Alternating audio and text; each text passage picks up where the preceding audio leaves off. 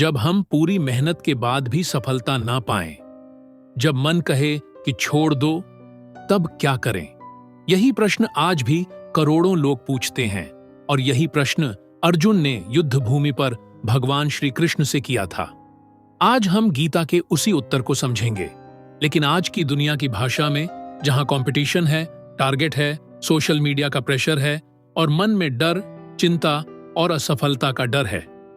कर्मण्येवाधिकारस्ते मां फलेषु कदाचन मां कर्म फल हेतुर्भूर्मा ते संगोस्त्व कर्मणि। अमोना, तुम्हारा अधिकार केवल कर्म करने में है, फल पर नहीं। इसलिए कभी भी फल की चिंता मत करो और ना ही कर्म न करने में आसक्त हो। मान लीजिए आपने एक इंटरव्यू के लिए बहुत तैयारी की, आपने किताबें पढ़ी, कोचिंग ली, मॉक टेस्ट दिए, फिर भी सिलेक्शन नहीं हुआ।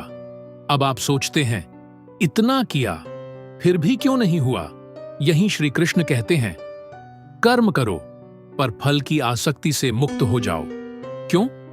क्योंकि फल हमारे हाथ में नहीं है, पर मेहनत है। राहुल एक स्टार्टअप शुरू करता है, वो रात दिन मेहनत करता है, पर मार्केट क्रैश हो जाता है। अब वो डिप्रेशन में चला जाता है।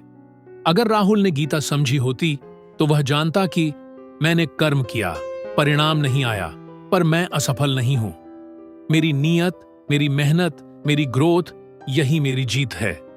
अब कृष्ण कहते हैं, हे अर्जुन, निष्काम भाव से कर्म करो। जब फल की चिंता छोड़ दोगे तब मन शांत होगा और कार्य की गुणवत्ता बढ़ेगी। कर्म फॉर फोकस, फल फॉरनेस flow. Focus on the process, results will follow. असफलता का मतलब यह नहीं कि तुम गलत थे, शायद समय तुम्हारे साथ नहीं था।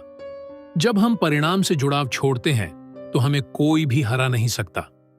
आज की गीता कथा हमें सिखाती है कि असली शक्ति आत्मनियंत्रण और निष्काम कर्म में है। तो अगली बार जब मन डगमगाए तो याद रखना, तू सिर्फ कर्म कर, फल की चिंता मत कर। अगर आपने आज कुछ सीखा तो कमेंट में लिखिए जय श्री कृष्ण और अगले भाग के लिए चैनल को जरूर फॉलो करें। गीता की अगली कथा जल्द आ रही है। क्या है सच्चा ज्ञान और अज्ञान का अंतर? कैसे जानें कि हम मोह में हैं या मार्ग पर? जानिए भाग 4 में।